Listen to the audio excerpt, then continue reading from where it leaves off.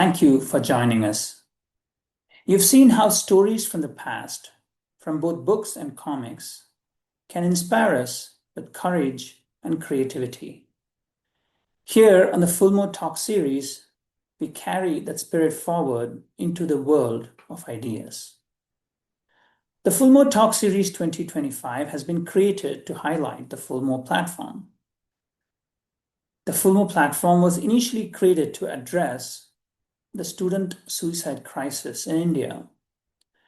It has since grown into a full-fledged games hub with happiness practices paired with games. These happiness practices are designed to cultivate resilience, optimism, and gratitude. This talk series has been developed in association with the Esperanto and Conlang Society of South India. Some of the sentences spoken in the introduction and conclusion are in Esperanto, but no knowledge of Esperanto is needed since we always translate all sentences into English. In fact, my knowledge of Esperanto is not very high, so I've often been reading from a script. Today, we are grateful to have you with us as we explore new perspectives together. Today's talk continues Fulmo's journey, full of insight and thought. So, let's begin.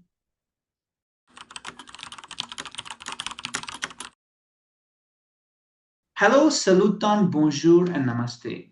Welcome to another fabulous edition of the Fulmo Talk series. I'm very pleased to have here today with us Professor Murali Mani, who was also at IIT Madras with me. Here is a brief bio of Professor Murali Mani. Dr. Murali Mani has been a computer science faculty member since 2003. He is currently a professor of computer science at the University of Michigan-Flint. His research interests span information management as well as computing education. His significant recognitions at UM-Flint include Alvin D. Loving Junior Faculty Initiative Award in 2014, the UM-Flint Teaching Excellence Award in 2021, and also he was the UM-Flint nominee for the Michigan Association of State Universities Distinguished Professor of the Year Award in 2022. Distinguished Professor of the Year Award, no less. In addition to his research on information management and retrieval and computing education, he has a passion for student success. We are delighted to have you here, Professor Murali Mani. La podio estás vía. The podium is yours. Thank you, Anand. Thank you for the invite. So today I will talk about this topic, which is important for everyone in society, I believe. So it's news in the era of social media. How are we getting news? How are the platforms? How are they giving us news and so on? Specifically, I want to talk about the engagement metric, which is used by most recommender systems and social media platforms, and how well does it match up against the information need of the user. So it's based on a study which was conducted in July 15th to August 4th, 2024. This was a survey of adults in the US. What was found was increasingly people are using digital platforms and devices for getting news, as opposed to print and television and radio and so on. Okay? And among those who use digital platforms, increasingly social media is increasingly being used. Okay? So again, this is from the Pew study, and these figures are taken from the link which is mentioned above. So how does social media actually get you the news that you see? Right? So there are so many items on social media. Online, there are so many items. How does it pick and choose what you should see? So that is done using something which we call as a recommender system. Right? So this is again pictures taken from this article, which is a good overview of what a recommender system does. So you have huge number of items. It says greater than 10 to the power of 8 items, which are there. And these are the different stages before it finally shows 10 items to the user, right? So the first, there is some moderation. So, and some examples are given below. Moderation removes typically some offensive materials and unacceptable materials and so on. So it is able to remove a few items after moderation. So then there is a candidate generation where the items are matched against the user's context and interests and other metrics, and you get candidates. So see that the candidates it says it gets about 100 candidates. Okay, again, these numbers are rough, right? So then what the system does is it ranks these candidates. Sometimes it can rank using multiple metrics, so there could be a re-ranking which is done after the first ranking. And finally, the top 10 items are shown. Okay? So this is what typically happens. Okay. Now, the most interesting thing is how is the ranking done, right? So the ranking, the typical technique which is used is, or metric which is used is what is called as predicted engagement.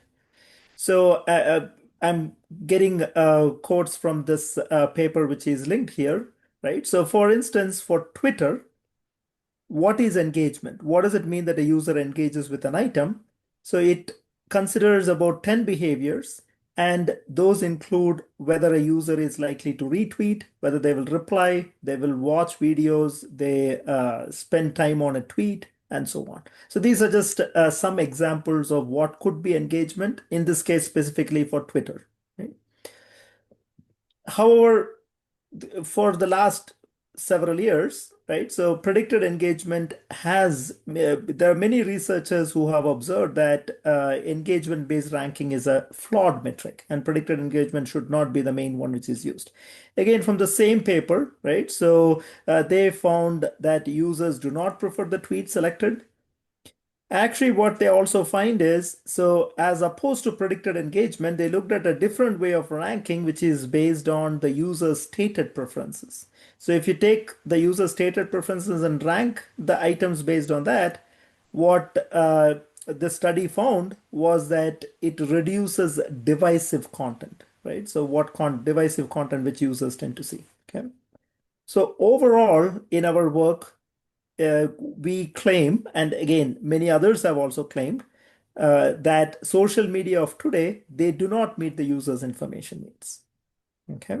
So as you can see, right, so there's more divisive content. Users don't prefer the tweet selected and so on. So this is widely observed, and that's our claim. So while this talks about what social media shows to the user, let's actually take a step back and look at what are the items which are present in social media. What is the incentives for the content creators? Okay. So if you look at the incentives of content creators, so oftentimes there are three different sets of incentives I'm showing here. So one of them is content creators may want their content to go viral and have increased engagement. The thing is, often this results in their message getting out, they getting ad revenue, and so on, right? So there is a financial drive which wants their items to be more viral and more engaging, right?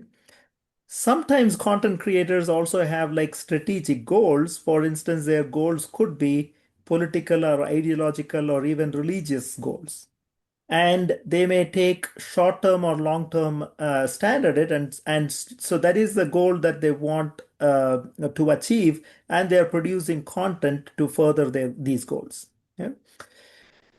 A third one, sometimes again, their goal could be a select target audience. So they may not want their item to, they may not care for whether the item goes viral across the whole platform, but instead they want to target a specific audience. So for instance, it could be audience who lives in, say, Spain or something like that, right? So there could be different, so these are all different incentives which content creators have, right?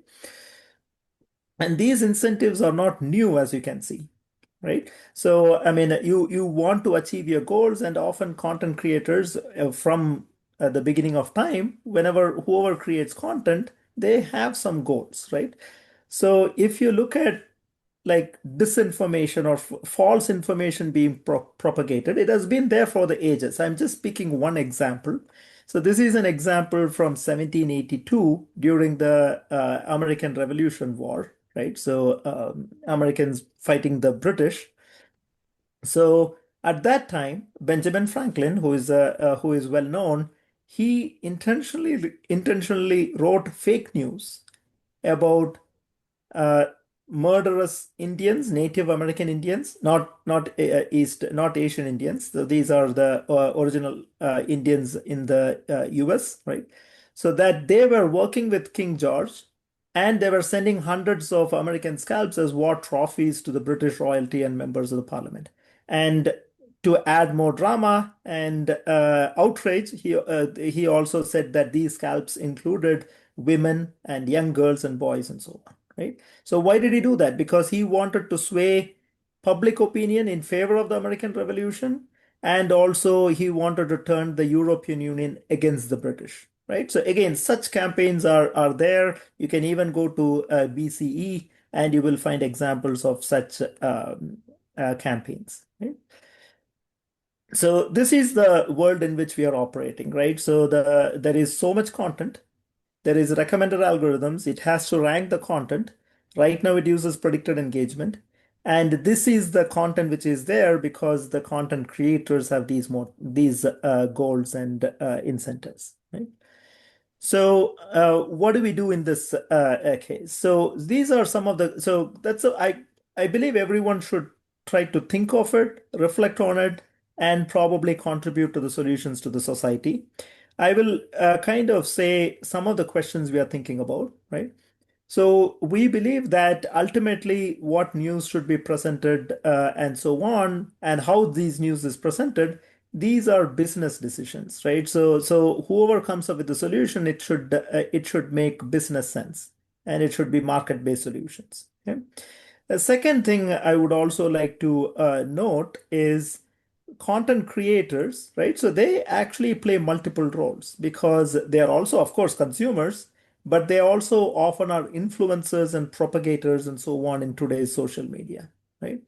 So in that case, so are content creators, are they manipulating the information need of consumers by kind of saying that this is kind of influencing what the consumer believes they need? Right? So they might curate and amplify narratives for their own goals. Yeah. So these are just two of the questions that we are looking at.